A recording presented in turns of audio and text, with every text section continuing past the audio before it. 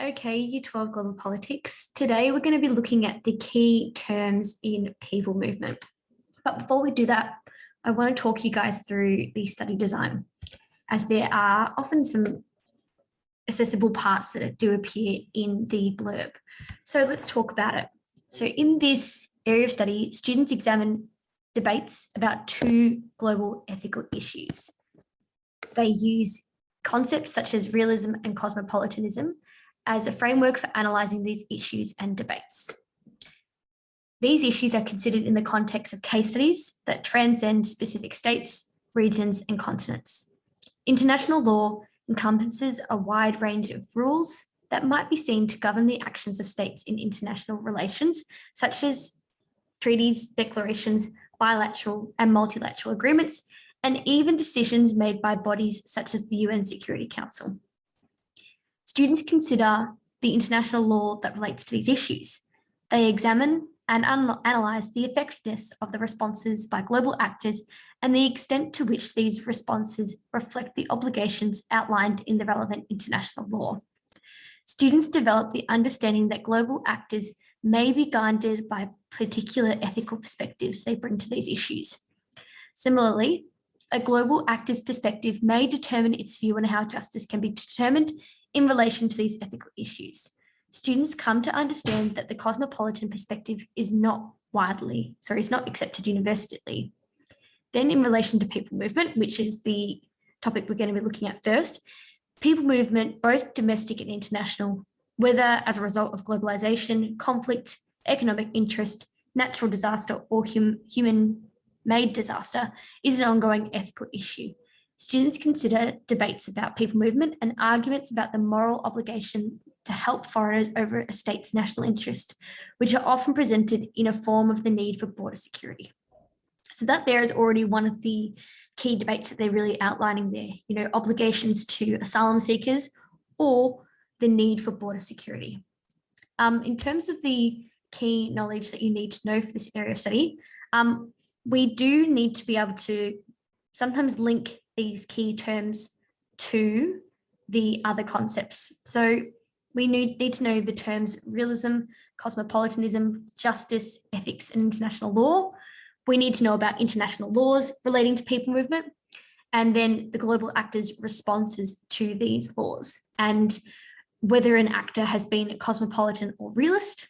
And then we have the ethical debates, such as obligations to asylum seekers and other refugees versus national interests, including border security, the rights of refugees versus economic migrants, differing approaches regarding refugee resettlement.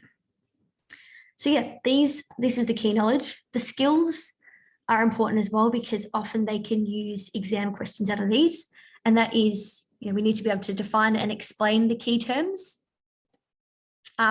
analyze international law relating to two ethical issues, analyze ethical debates, and including the concepts of realism and cosmopolitanism. So, when you're looking at a debate, you'll have to be able to see that one side is acting in a realist manner and the other side is acting in a cosmopolitan manner.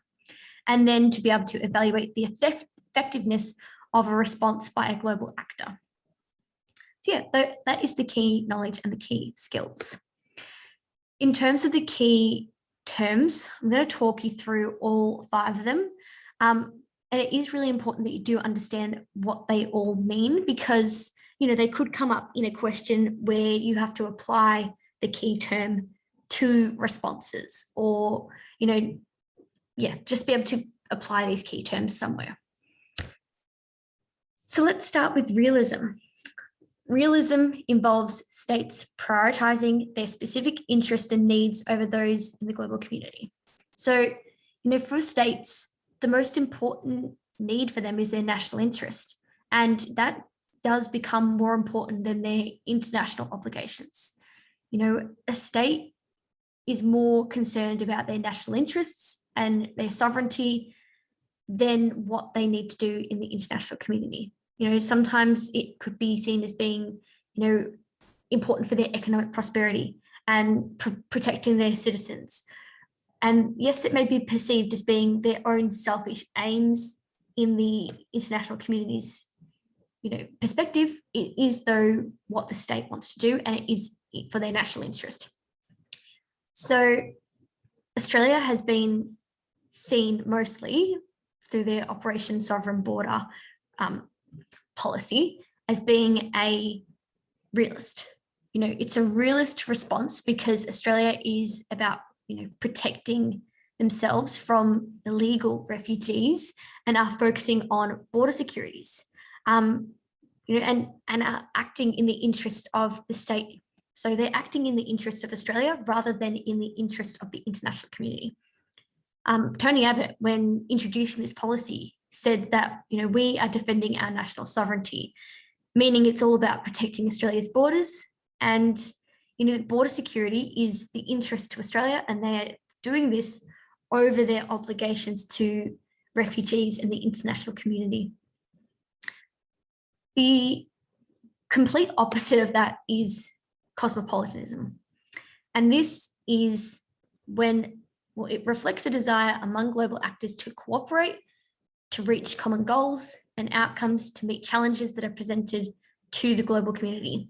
So this is more, this occurs more when a global actor, sees humanity as one single global community. And, regardless of your nationality, where you belong, we are all human, and so therefore human rights have to be applied universally. We have to then, all people have to be protected. All refugees need to be taken care of. And, they disregard their national interests here, and they more think about the benefits it will provide humanity as a whole. So, it may damage their national interests, but it is what is best for a single, it's what's best for humanity. And the UNHCR, or the United Nations High Commissioner for Refugees, have taken a cosmopolitan approach when it comes to the issue of refugees. Their whole response is cosmopolitan because, they are encouraging states to uphold their obligations to the Refugee Convention, and they are also encouraging all states to uphold the human rights that refugees deserve. So, or that they believe the refugees deserve. So they do think that states need to, disregard their national interests and more think about what is in the best interest of the refugees. So, yeah, that's really how they are a cosmopolitan actor. So, they believe all asylum seekers are owed human dignity, and, the highest quality assessments should be made in determining whether an asylum seeker is a legitimate refugee. So, yes, they obviously acknowledge that, asylum seekers and refugees shouldn't have the same rights, but they do think that we need to all work together and to, not value our border security, but more think about the good of what's in the best interest of the world. So it's probably good to kind of see what's the difference between both of them. Realism sees states as being individual and separate, whereas cosmopolitanism is about a global community, so bringing the global community together. Under realism, the focus is on the state, and for cosmopolitanism, it's on individuals and protecting the rights of individuals. So, one is for the good of the state, one of them is for the good of the people. So what's in the best interest of the people? And there's nothing really similar about them apart from that they are both theories and ideologies. We use realism and cosmopolitanism when talking about responses by global actors or, perspectives. And finally, I guess, in the debate, so when in the ethical debates that we will get to, we look at what is a realist response and what is a cosmopolitan response. Okay, another key term is ethics. Ethics in global politics is about the concept of moral and philosophical reasons that guide global actors in determining whether certain actions are morally good or morally bad. International law really is centered around ethics. It's about our moral obligations and what is morally right and what is morally wrong. And so these international laws kind of give us a guide of what we think is ethically good and bad. So ethics is kind of shaped through the laws. Now, justice is about moral rightness, and it's based on ethics, law, fairness, equity, and importantly, also seeks justice, or punishment when ethics are breached. So when laws are breached, there needs to be some sort of justice. Now, justice differs in international law. It's not the same as domestic law where, you do the crime, you do the time, but justice here is more about, being held. It's like, it's a different kind of thing. We're trying to prevent other violations from occurring in the future. So that's really what punishment's about at a international level. And the justice for states can then be different, but basically here it's that global actors are being held. Well, there is going to be justice, and we have justice through the international laws. So for example, this extends to global politics through international systems of justice, such as the ICC, so the International Criminal Court, and International Court of Justice, which seek to hold international law and deter future violations through the enforcement of international rules and customs. Although interpretations of justice may vary, generally to be a just society, entities must be punished for wrongdoings. So, in terms of justice, it isn't possible to always have justice. In the Refugee Convention, there may not be really justice for people when they don't comply, like the US, or when Australia has violated things. There perhaps is no justice for when those rights have been violated for refugees. And to go, down that path, with when there isn't justice, there's reservations to the Refugee Convention. So, it's not allowed under 1951. So if you were a refugee before 1951, well, then you're not included in the definition of a refugee. And there's also some states that don't ratify, so therefore, they're held in a different kind of standard. So, justice isn't always achieved when people don't comply or when the law doesn't include everything. However, justice can be achieved and has in some circumstances been achieved, and that is mainly when states, implement these laws, when they have signed and ratified the law, and then it becomes part of their domestic law. So in Australia, we have, when we signed the smuggling migrant protocol, this meant that, we, upholding the idea that smugglers need to be punished. And then we, implemented an Australian law that supported that, and justice has then been achieved because when we have then found people smugglers guilty and they have been arrested. So, arrested and guilty. So there's been over like 600 people smugglers that have been held accountable. They have been punished for their wrongdoings because they have been, taken to jail and, have had to go through the whole process of courts. Not in that order, obviously, but you kind of get the gist that, sometimes there can be justice, and justice can be achieved, I guess, when the law is actually followed through within the country. So it's important, though, to know that there's a relationship between ethics and justice. So ethics is like the moral code, and it can't exist without justice.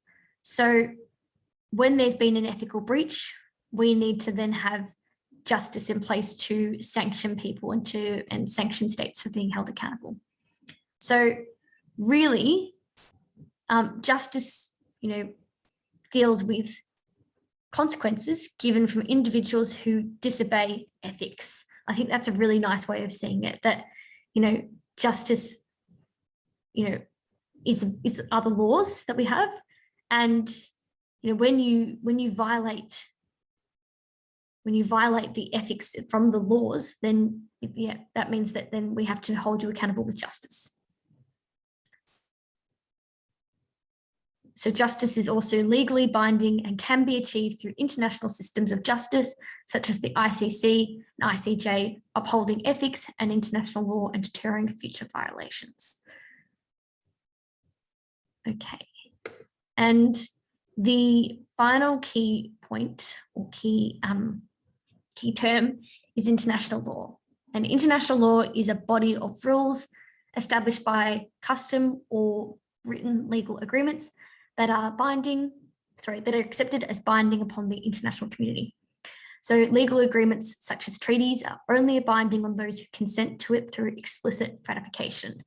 Some international laws may only apply to states, such as the 1951 Refugee Convention, while others may apply directly to citizens, such as war crimes. To give you more insight into law, where they come about, they really often are created in the organs of the UN, such as the General Assembly, who sign international laws. They often provide a forum for global states, and the UN is able to help draft international laws or treaties, such as the Refugee Convention. So it often starts in the UN, who come up with these international laws. From here, states will sign or ratify these agreements, with party states agreeing to ensure domestic compliance. So they sign, then they will say, okay, we are going to implement these laws domestically. Laws are enforced through committees. In human rights, we see more of the committees. We don't actually see them in the Refugee Convention or in the people smuggling, in the people smuggling migrants protocol. And in these committees, they often ensure compliance because they will place pressure on individual states. However, there's obviously some issues with ratification and states that maybe don't abide by the rules, but that's really the idea, that we do have laws in place to ensure that rights are being upheld. In terms of the process, in international law will first be proposed as a treaty, typically in an organisation such as the UN, and it's voluntary for states to sign. And if they believe their ethics align with that treaty. So, states don't just sign the treaty because it's the right thing to do. They will have to look at that treaty and be like, okay, is this, do our ethics align with this? And if they do, then yes, they will sign it. So international law is based on ethics. There's the moral obligations, moral beliefs that go into these international laws. Once it's been established, states sign it based on their ethics, then this treaty can then be ratified at a state level in the state's parliament. So if parliamentarians believe that they support this international law, then they will take it to their parliament and they will all agree to it and ratify. By ratifying it, states agree to ensure their domestic laws are complying with that treaty. And so by signing it up to international laws, they are, giving up some of their sovereignty, because it does mean that they are agreeing to what that international law believes. So, yeah, and once a number of states have actually signed the international law, it becomes, a law. And we've seen this with the Refugee Convention, which has been ratified by 145 states. So it does mean that 145 states have looked at the law, have believed that their ethics align with it, have gone back to their parliaments and said, we would like to sign this law, and they all agree. So then it does become part of their international law and does become part of their domestic law. So we have now covered these key terms: cosmopolitanism, international law, realism, justice, and ethics. Over the last few years, cosmopolitanism and realism have come up a lot. We haven't seen too much on justice or ethics, so that could appear in 2021. So to give you an idea, realism is about prioritizing your national interest, whereas cosmopolitanism is about, your the international community and, you know, seeing humans and wanting to help the individuals and, you know, just regarding your national interests, but more focusing about being part of the global community. International law are the rules that, you know, make up the law and then what people have to follow. And justice is, you know, that there are morals and ethics that we must follow and there should be punishment. And ethics are really the moral guidelines that shape what international actors should do. I hope this video was helpful for those of you that have been a little confused about some of these concepts. Thanks for listening, and I will see you later.